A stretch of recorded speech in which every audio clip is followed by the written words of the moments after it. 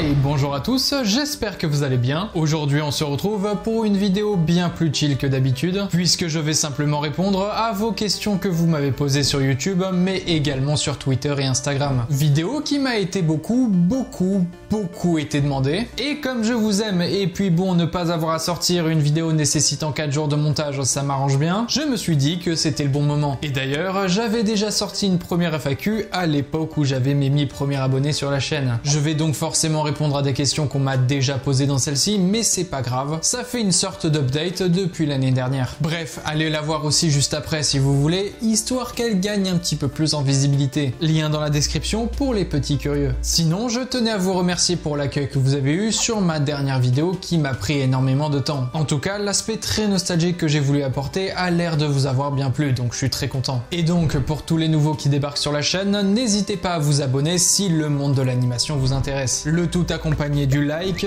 du partage, et pour les plus généreux, un petit don sur ma page Tipeee, disponible dans la barre de description juste en dessous de cette vidéo. Et aussi du bouton merci si vous prend l'envie de lâcher votre meilleur commentaire. Mais sur ce les amis, ne perdons pas plus de temps et plongeons-nous tous ensemble dans ma FAQ fêtant mes presque 2 ans de la chaîne et mes 20 000 abonnés. C'est parti, générique.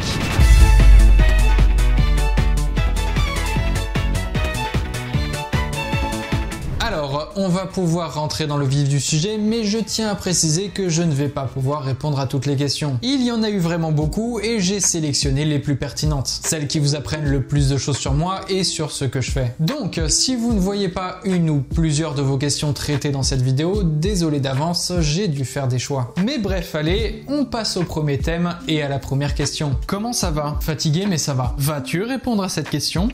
Non. Comment tu t'appelles? Quel âge as-tu? Où habites-tu? Alors moi c'est Manu, j'ai 25 ans et j'habite à Paris. Pourquoi as-tu créé cette chaîne? Eh bien l'envie de partager ma passion tout simplement. C'est un sujet peu abordé sur YouTube je trouve. Enfin si, mais pas forcément dans la sphère francophone où ça reste encore un peu niche. En France il y a beaucoup de chaînes ciné mais beaucoup moins dans l'animation plus spécifiquement. Mais je pense que ça va changer dans les années à venir en vue du succès assez notable de ce médium depuis quelques temps. Quel est ton parcours scolaire et professionnel? Et as-tu un lien avec l'animation ou le dessin? Ou est-ce juste une passion? Alors pour mes études, j'ai fait l'ECV de Bordeaux, qui est une école de communication visuelle, mais qui se spécialise également dans le cinéma d'animation, le jeu vidéo et le digital. Pour ma part, j'ai pris la branche cinéma d'animation, où j'ai dû valider mon Master 2, donc 5 ans d'études, avec la réalisation en équipe d'un court-métrage d'animation 3D. Donc ouais, j'ai un gros lien avec l'animation et le dessin, c'est des passions qui m'accompagnent depuis un certain temps maintenant. Quel film t'a donné envie de bosser dans l'animation? Pas spécifiquement un film, mais plutôt un regroupement de films, et je vous donne dans le mille, c'est les premiers Pixar, donc Toy Story, Monstres et compagnie, Le Monde de Nemo pour ne citer que.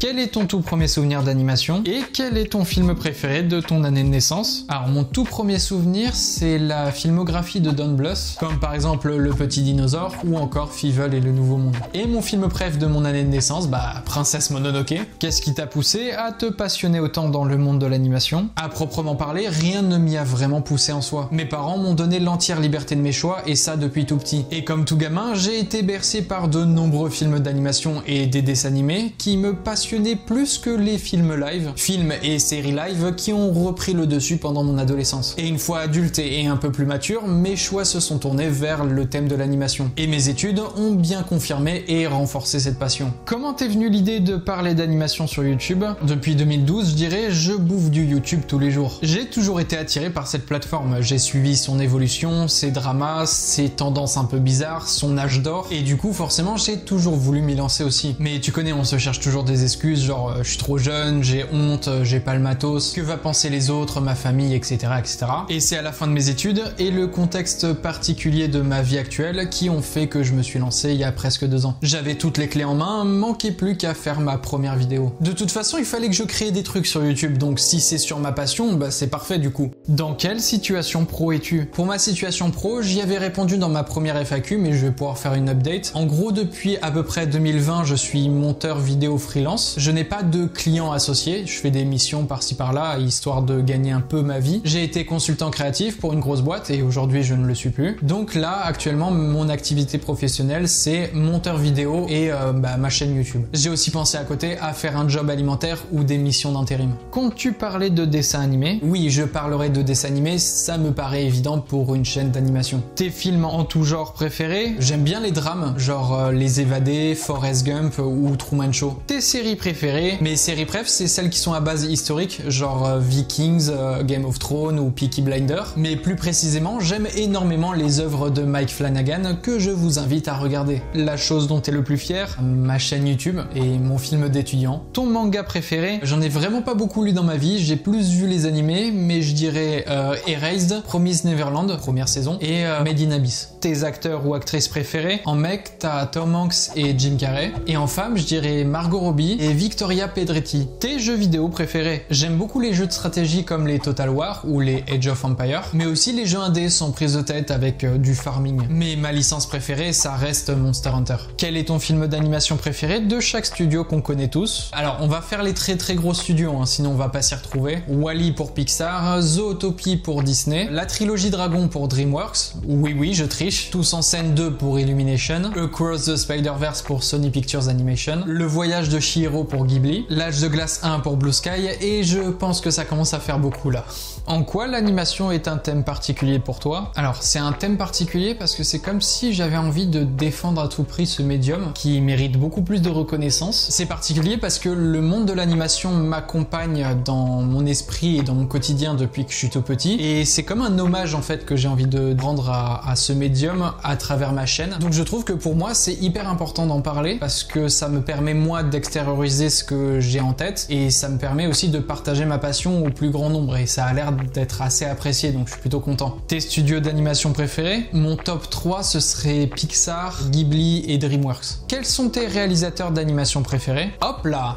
Ton style d'animation préféré, c'est clairement celui de Arcane. Une base en 3D et des retouches en 2D, surtout les FX. Je trouve ça hyper important de démocratiser les FX en 2D, c'est tellement beau. Ton compositeur de musique préféré? Bon, les classiques Hans Zimmer et John Williams, mais aussi mes deux petits chouchous, John Powell et Thomas Newman. Quel est ton studio préféré et pourquoi? Je sais que c'est pas très original, mais je dirais Pixar. C'est un studio qui m'accompagne depuis que je suis tout petit. J'ai suivi l'évolution, et même encore aujourd'hui, là où beaucoup de monde commence à délaisser le studio, j'ai toujours à cœur de le défendre parce que je trouve que c'est vraiment l'un des rares studios qui transpire autant l'amour de l'animation, et je trouve qu'ils ont été vraiment originaux dans leurs films. Il y a beaucoup de films que j'apprécie vraiment énormément, qui restent dans mon cœur depuis tout petit, et ouais non, vraiment pour rien au monde je délaisserai Pixar. Quel a été ton premier film d'animation que tu as vu? J'ai pas de souvenir précis, mais vraiment les premiers films que j'avais en cassette, c'était vraiment la filmographie de Don Bluth. J'ai vraiment le souvenir du Petit Dinosaure, et sinon les classiques,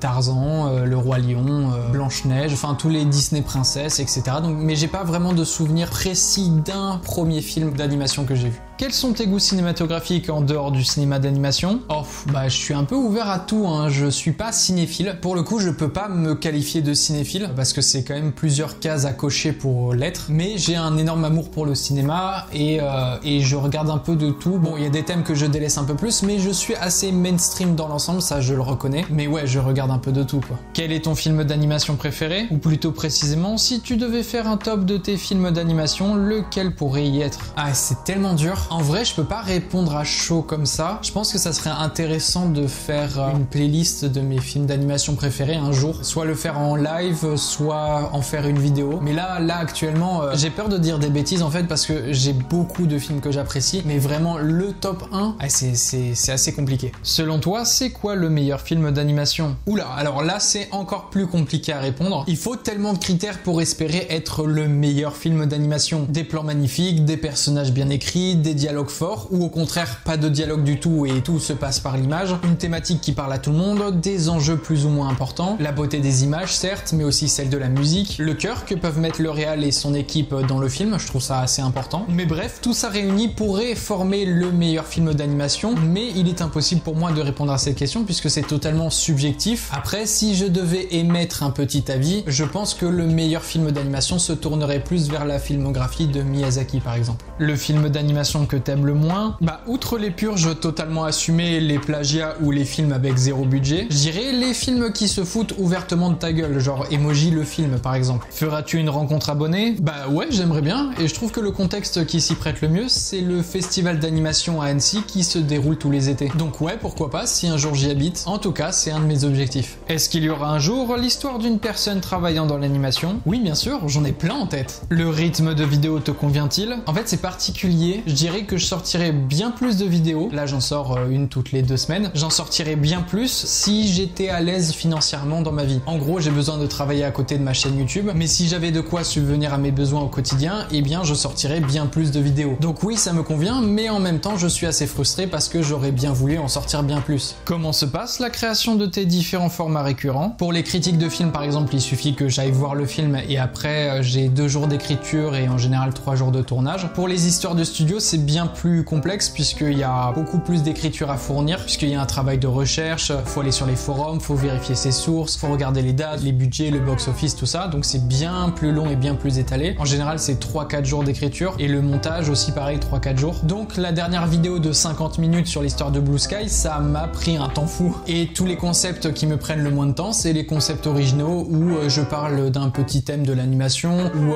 les méchants sous-côté de l'animation, les commentaires négatifs d'Allociné, enfin, toutes ces petites vidéos qui sortent par-ci par-là, ça me prend beaucoup moins de temps qu'une critique de film où je dois voir le film et une histoire de studio où je dois voir quasiment tous les films et me renseigner dessus, quoi. Comptes-tu bosser dans l'animation si ça n'est pas déjà le cas? Bien sûr que j'ai envie de bosser dans l'animation, ça fait presque 2 ans que j'envoie des CV à des boîtes et je reçois pas de réponse, soit des réponses négatives. Donc ouais, un jour j'aimerais bien y bosser, quoi. C'était le but de mes études à la base. Tu as quelques projets personnels en cours ou prévus en rapport avec l'animation? Alors non, pas pour l'instant, mais encore une fois, tout est lié avec l'aspect financier de ma vie. Tant que je ne suis pas à l'aise avec ça dans ma vie actuelle, je ne peux pas me lancer dans des projets d'animation et c'est un thème qui coûte assez cher. Donc pour l'instant, non, c'est pas prévu. Tes comédiens ou comédiennes de doublage préférés spécialisés dans l'animation? Oula, il y en a plein. Je dirais Adeline Chetail, Dorothée Pousseau, Donald Reignoux, Alexis Thomasian, Richard Darbois, Christophe Lemoine et tellement d'autres. Est-ce que tu rêves de créer un jour ton propre film d'animation? Bah j'aimerais bien, mais pas tout seul.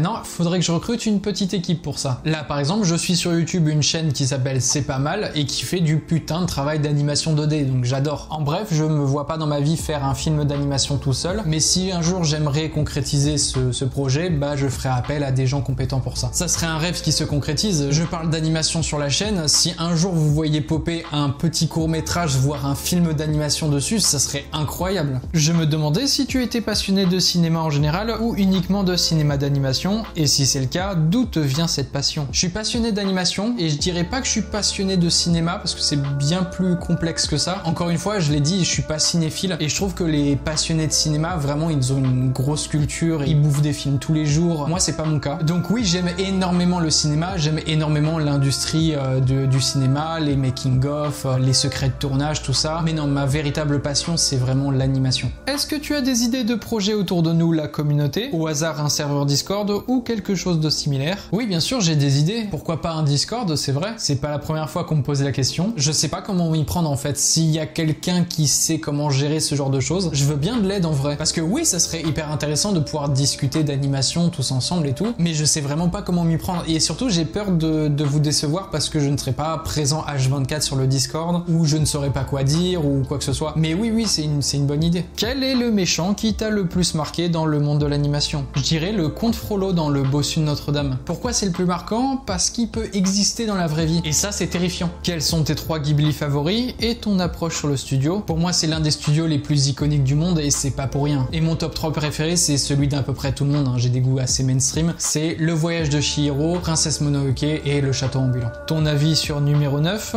Bah, c'est un bon film, bien sous-coté en plus. La patte graphique est bonne, le thème est assez original, et ouais, les films qui me foutent autant les boules à la fin comme ça, c'est pas commun. Y a-t-il un film d'animation qui t'a vraiment fait peur? Il y en a eu plusieurs quand j'étais tout petit, mais celui que j'ai retenu le plus, c'est Brisby et le secret de Nîmes. En fait, la filmographie assez particulière de Don Bluth me traumatisait un peu quand j'étais plus jeune. Est-ce que tu consommes beaucoup de séries d'animation? Et si oui, quelles sont tes préférées et comptes-tu parler de certaines d'entre elles? J'en consomme pas énormément. Les séries que je regarde, c'est plus des séries live, mais en tout cas pour celles que j'adore, t'as Rick et Morty, t'as Gumball, et oui, je compte parler de beaucoup d'entre elles, notamment Invincible, Arcane saison 2 quand ça va sortir, South Park, les Simpsons, etc., etc. Est-ce que tu apprécies simplement le cinéma d'animation ou est-ce que tu travailles dedans? J'apprécie énormément l'animation, et c'est justement parce que j'ai fait mes études dedans. Mais non, je n'y travaille pas. D'ailleurs, si j'y travaillais, j'aurais sûrement beaucoup moins de temps pour faire mes vidéos YouTube. Si ce n'est que je n'aurais peut-être pas de chaîne YouTube en fait. Quelle est ta musique de film d'animation préférée?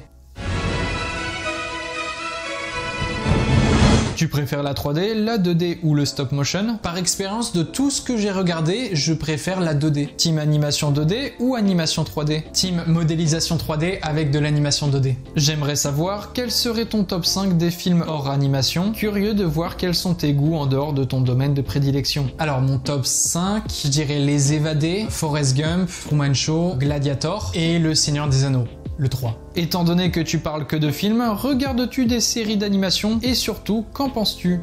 Bah non, je parle pas que de films.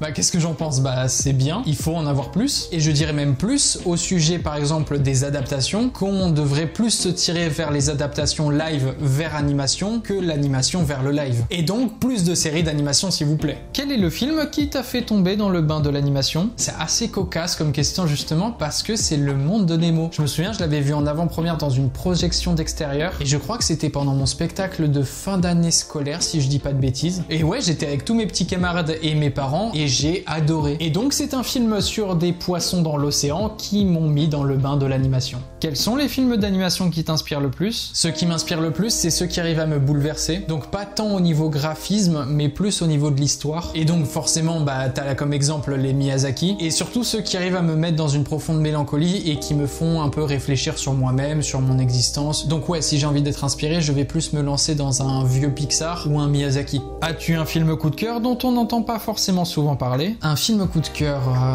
Bah, en fait, il y en a plusieurs. Et en général, c'est des films qui peuvent gagner les Oscars, mais qui ne gagnent pas parce qu'ils n'ont pas derrière eux la montagne d'argent qui les protège. Je pourrais citer comme exemple Flea ou encore La Tortue Rouge. Mais mes petits chouchous, c'est surtout les films en stop motion, comme Coraline par exemple. Es-tu le sosie de la suite de trop? Non, mais ça, on me le dit souvent. Je sais pas pourquoi. Ça doit être l'intonation de voix, je pense. Mais en soi, on se ressemble pas. Hein. On m'a aussi dit que j'étais le petit frère de Léo Techmaker. Et aussi un lien familial avec Didi Chandouidoui. Ça fait beaucoup là. Quelles sont tes passions autres que le dessin animé? Ah, plein de choses. Le montage vidéo, la photographie, en particulier la macro-photographie. Merci Dr Nozman pour m'avoir fait découvrir ça. Le dessin, la sculpture, les maquettes. J'adore les maquettes. Les figurines. J'ai eu une énorme collection de Warhammer 40 000 quand j'étais plus jeune. La musique orchestrale. Genre mon rêve, ce serait vraiment de voir tous les grands compositeurs de musique en concert. J'ai fait celui de Hans Zimmer. Hein. C'était incroyable. Ouais, non, des passions, j'en ai quand même beaucoup. Mais aucune aussi grosse que l'animation. Comment a commencé ta passion au sujet de l'animation? J'ai toujours baigné dans l'animation, mais si on prend le mot passion dans son sens pur et dur, c'est vraiment durant mes études en fait. À force de pratiquer, à force d'apprendre de nouvelles choses sur le monde de l'animation, ça m'a réveillé réellement cette passion. J'ai toujours été attiré par ce médium, mais le fait d'y avoir consacré mon temps, mon énergie, mon travail, et aujourd'hui d'en parler sur ma chaîne, ma passion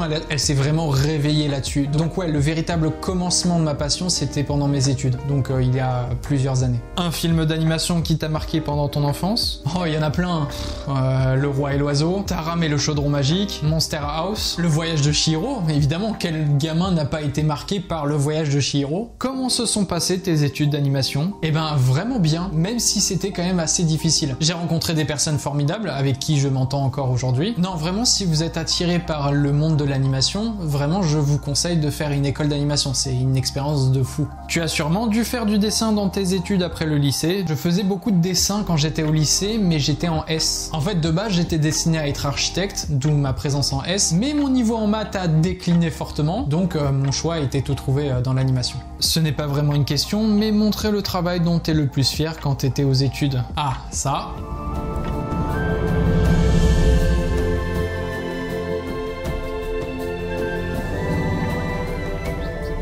Une envie de te mettre sur Twitch? Oui, grave. Mais encore une fois, comme le Discord, j'ai peur. Je sais pas comment m'y prendre, je sais pas par où commencer, je sais pas si je vais avoir des spectateurs, je sais pas de quoi je vais parler. Et je pense que si je suis poussé par une personne qui s'y connaît beaucoup en Twitch, qui voudrait m'aider, là, potentiellement, je pourrais me lancer. Mais je trouve que je peux potentiellement trouver une solution à Twitch sur le court terme. Ce serait plus de vous proposer des lives sur YouTube, en tout cas si ça vous intéresse. Dites-le moi d'ailleurs dans les commentaires si un jour vous voudrez que je fasse un live YouTube, histoire qu'on puisse discuter. Mais ouais, Twitch, pourquoi pas un jour. Tu voulais devenir quoi au début quand tu étais petit? Oh, plein de métiers, boulanger, pâtissier, je voulais être mineur dans les mines. Trop con moi. Et après tout ce qui était lié de près ou de loin à l'architecture. Et c'est au fur et à mesure en grandissant que je voulais me lancer dans le cinéma. Et sur plein de domaines en plus, hein, réalisateur, acteur, animateur, scénariste, caméraman, ingé son, enfin bref, toute une farandole de métiers qu'on trouve dans le cinéma. Comment as-tu eu l'envie de commencer YouTube? Et la plateforme te plaît-elle toujours autant qu'avant? Bah oui, la plateforme est cool, je trouve que j'ai énormément de chance depuis le début. J'ai rarement eu de problèmes, enfin voilà, il y a les problèmes globaux des droits d'auteur, mais je trouve que la plateforme évolue quand même pour les petits créateurs. Je trouve qu'ils sont de plus en plus mis en avant, même si concrètement c'est bien plus difficile aujourd'hui de percer sur YouTube que ça ne l'a été dans le passé.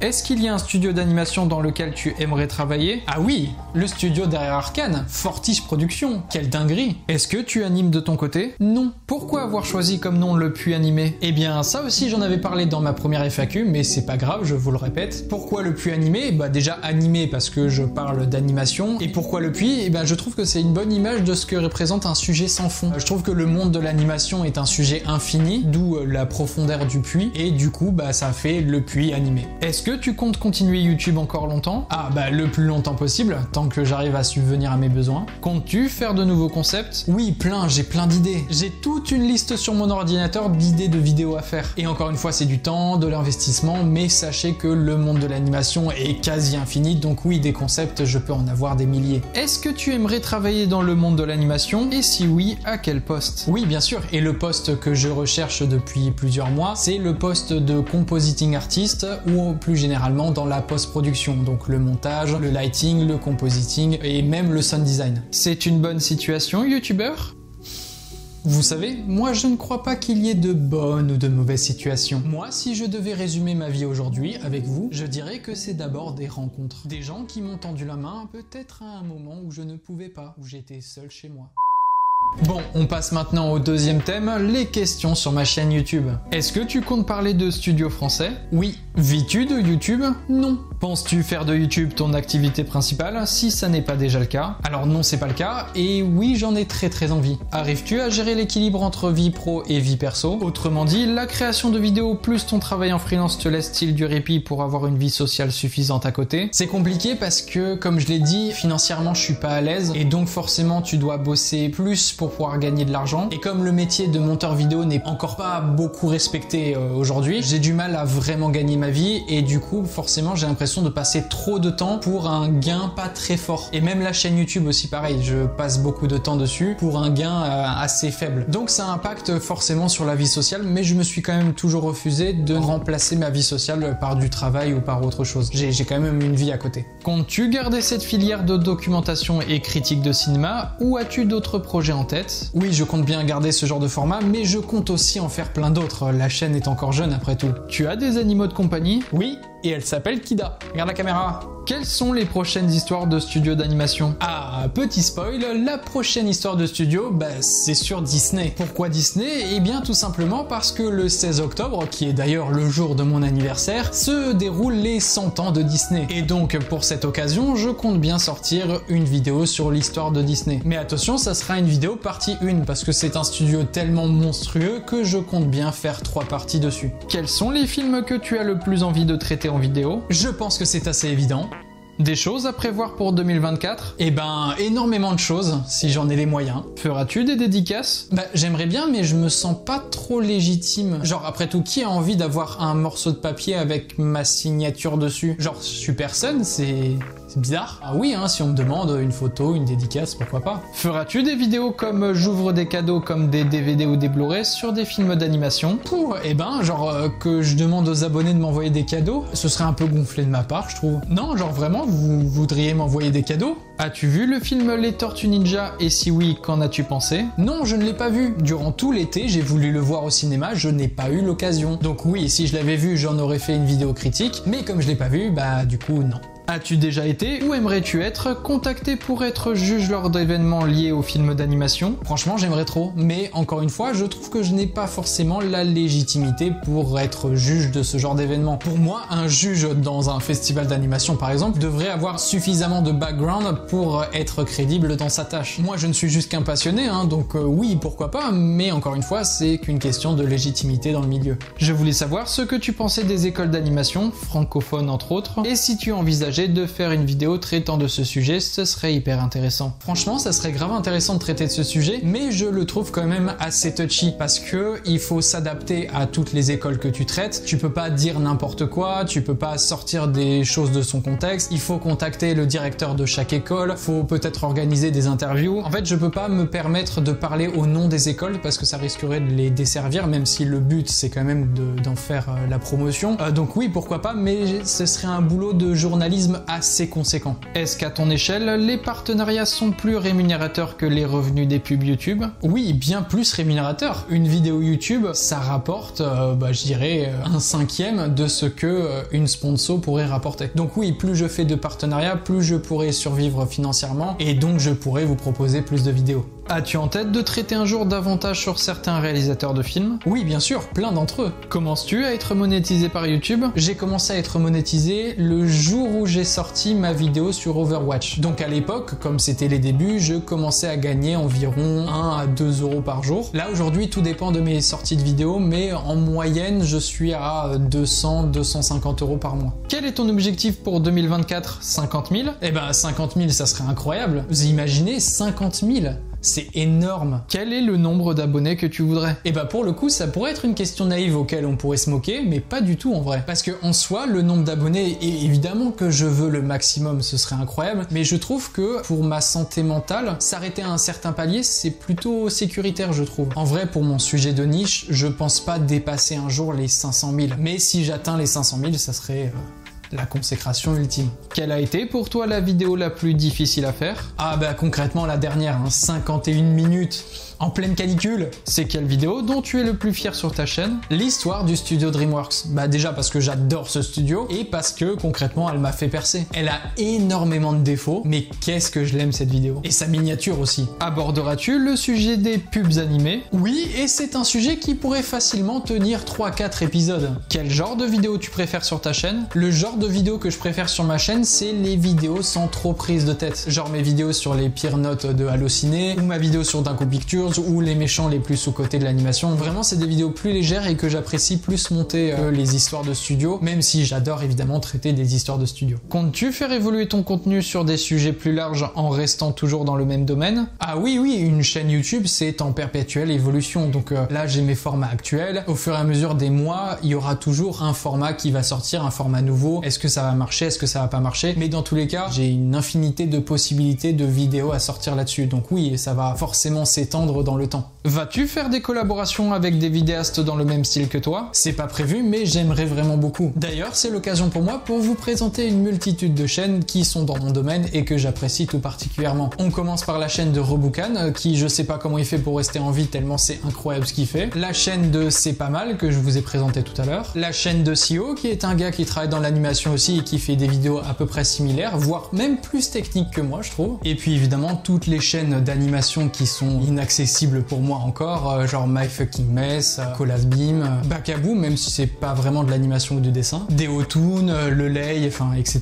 etc. Est-ce que tu comptes faire d'autres vidéos sur l'histoire de studios d'animation? Oui, tant qu'il existe des studios d'animation, et je compte bien tous les traiter. D'ailleurs, je pense que celui après Disney, ce sera forcément Ghibli, étant donné que son dernier film sort le 14 novembre. T'as que 20 000? 21 000, attention! Est-ce que tu comptes parler de l'animation télé plus jeunesse comme Cartoon Network, Nickelodeon ou les productions canadiennes de Télétoon? Oui, cela va de soi, c'est de l'animation. As-tu déjà reçu des propositions d'invitation à des conventions? Ça serait génial de te voir et échanger avec toi au Frame Festival chez moi à Avignon. Non? D'ailleurs, je ne sais pas si ça se fait encore, les conventions, enfin, plus trop, non? Et oui, d'ailleurs, le Frame Festival, je voulais le faire cette année, mais j'ai vu qu'il était annulé. Ou alors je dis des conneries. Un film d'animation que tu rêverais de traiter, mais dont tu sais qu'actuellement tu n'as pas les moyens ou le savoir-faire pour en parler pleinement comme tu l'imagines? Là, tout de suite, ça serait la trilogie Dragon. J'ai vraiment envie de la sortir, mais bizarrement, j'ai quand même envie d'être encore un peu plus à l'aise sur YouTube. Vous savez, j'ai mon problème avec mon intonation de voix qui ressort toujours un petit peu, et qui est d'ailleurs le sujet de critique numéro 1 sur ma chaîne, et j'ai envie que ma vidéo sur la trilogie Dragon soit la plus parfaite possible. Donc j'ai encore envie de travailler un petit peu plus sur mon intonation avant de sortir cette vidéo, et qu'elle soit le plus audible possible, parce que ça va être genre 1h20 de vidéo quoi. Une vidéo liée à l'animation dans les jeux vidéo de prévu. J'en ai déjà sorti une, et ce concept m'a vraiment beaucoup plu, donc oui, il y aura potentiellement plusieurs suites. Est-ce que tu vas chercher spécifiquement à voir tout type de production d'animation, comme des petits, moyens films d'animation dont peu de personnes entendent parler? Est-ce que tu as cette volonté d'explorer tout ce que l'animation peut offrir? Comme je l'ai dit, l'animation c'est un sujet infini, donc tant qu'il y a cette infinité de choses à parler, bah je serai là pour en parler sur YouTube. Donc ouais, il y a vraiment cette volonté d'explorer au maximum ce que l'animation peut offrir. Je sais que aujourd'hui j'ai eu des approches assez mainstream, mais au fur et à mesure, petit à petit, je serai plus à l'aise et je pourrai me plonger dans des films un peu plus sombres et un peu plus méconnus du public. Tu vas faire une vidéo sur le monde secret des emojis? Non, à moins qu'il rentre justement dans une vidéo des pires films d'animation. D'ailleurs, ça tombe bien Robucan que tu me poses cette question,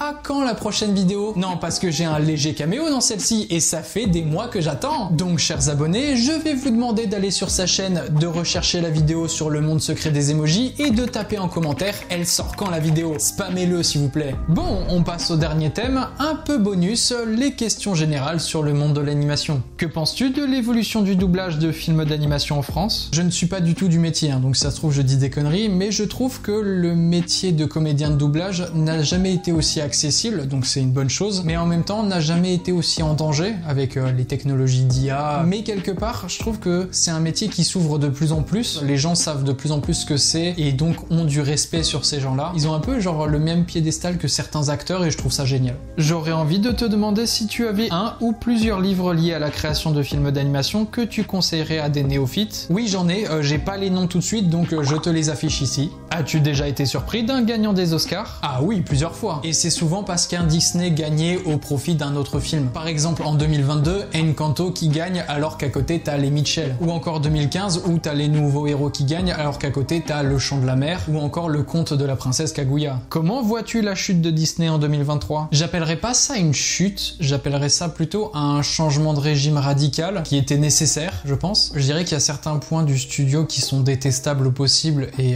qui mériteraient d'être modifiés, mais il y a d'autres points quand même qui restent assez créatifs et propres au studio et qui méritent d'être conservés pour le coup. Donc non, c'est pas vraiment une chute, c'est plutôt un renouveau comme l'a connu déjà plusieurs fois Disney. De toute façon, je le traiterai quand je parlerai du studio, mais Disney a déjà connu des périodes bien sombres, notamment dans les années 2000 par exemple. Que penses-tu de la tendance actuelle de la fausse 2D? Penses-tu que tous les studios vont le faire jusqu'à ce que ce soit passé de mode, ou vont-ils plutôt développer des univers graphiques propres à chaque œuvre? Je pense que c'est une super tendance parce que ça reste qu'une lettre d'amour envers l'animation. Mélanger la 3D et la 2D, je trouve que c'est un concept de fou et surtout ça peut amener à tellement de choses différentes. Par exemple, le nouveau Tortue Ninja, le style graphique mélange bien cet aspect 3D et 2D, mais avec un style très grunge, street art, très Posca, feutre. Ça donne un aspect unique. Mais oui, cette tendance, elle peut être développée sur tellement de styles d'art différents. Je trouve que c'est une bonne chose. Est-ce qu'il faut absolument savoir dessiner pour se lancer dans le cinéma d'animation? Ouais, ça aide hein, quand même. C'est pas obligatoire dans le sens que tu peux apprendre petit à petit via tes études ou via ton apprentissage en autodidacte, mais c'est quand même nécessaire pour faire de l'animation de bien savoir dessiner. En tout cas, de comprendre les bases du mouvement, de l'anatomie, du volume, histoire de ne pas faire d'aberration d'animation. Quelle animation t'a le plus bluffé? Sans parler de qualité de scénario, écriture, simplement d'animation. Récemment, je suis tombé sur un petit court-métrage de 4 minutes en CGI qui s'appelle Slaying the Dragon. C'est de l'animation chinoise et ça m'a juste retourné la tête. Tu préfères les films d'animation d'avant ou plutôt ceux de maintenant? Ça mérite une vidéo d'au moins 30 minutes sur le sujet de la nostalgie de l'animation. Est-ce que c'était mieux avant? Est-ce que nous sommes pas tous devenus de pauvres gars aigris sur la moindre chose qui sort aujourd'hui? Est-ce que les histoires nous transportaient mieux quand on était plus jeune? Est-ce que on ne sait plus écrire de bonnes histoires aujourd'hui? Je pense qu'il y a matière à discuter.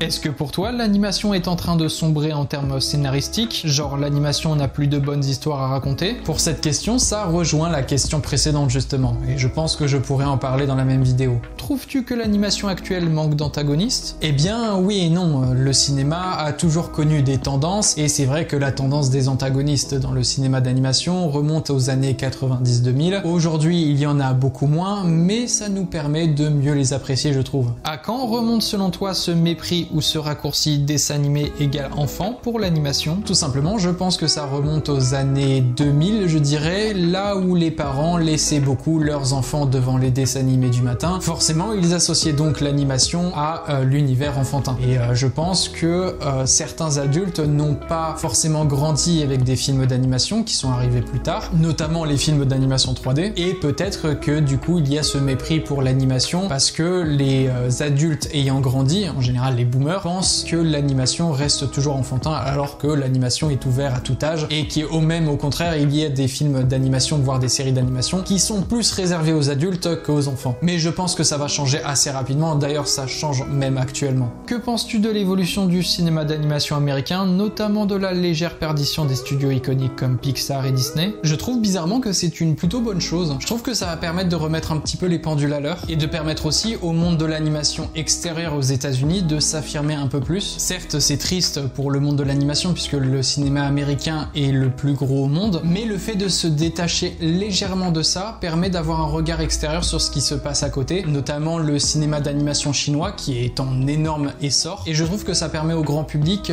de pouvoir peut-être potentiellement s'ouvrir au cinéma d'animation français, au cinéma d'animation japonais, au cinéma d'animation chinois. Donc oui, c'est assez inquiétant en soi dans la globalité du monde de l'animation, mais je trouve qu'on pourrait trouver une opportunité à tout ça. Penses-tu que Shrek serait la bonne personne avec laquelle finir sa vie? Bien évidemment! Oh, ça c'est très gentil!